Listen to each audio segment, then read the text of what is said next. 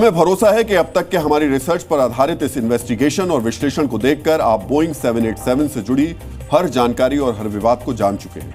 अब हम इन्वेस्टिगेशन के आखिरी हिस्से में आ चुके हैं, जहां हम इस बात का विश्लेषण करने जा रहे हैं कि आखिर अहमदाबाद हादसा कैसे हुआ। हम एक बार फिर से स्पष्ट कर देते हैं कि हम कोई दावा नहीं कर रहे हैं, बल्कि बोइंग 787 के अब तक के इतिहास को देखकर हमारे इस इन्वेस्टिगेशन और रिसर्च के दौरान जो तथ्य सामने आए, उसके आधार पर कुछ संभावनाएं आपको बताने जा रहे हैं।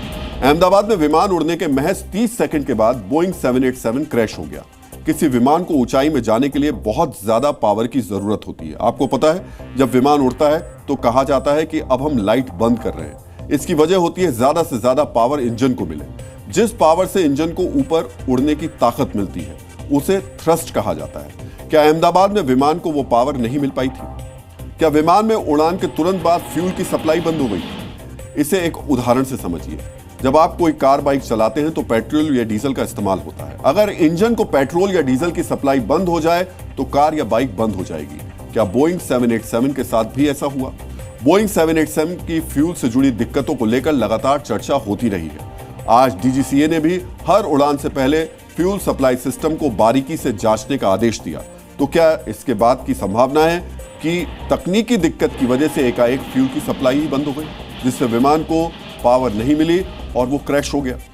कुछ एविएशन एक्सपर्ट्स मानते हैं कि विमान के टेक ऑफ के दौरान विंग्स को जिस तरीके से लिफ्ट करना था, वैसे लिफ्ट नहीं हो पाए।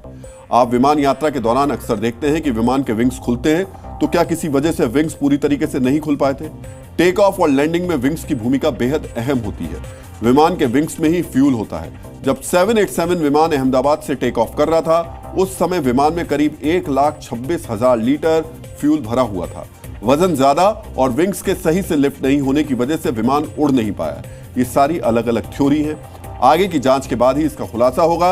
NIA, aircraft accident investigation bureau, federal aviation administration सहित कुल 7 एजेंसियां इसकी जांच कर रही हैं।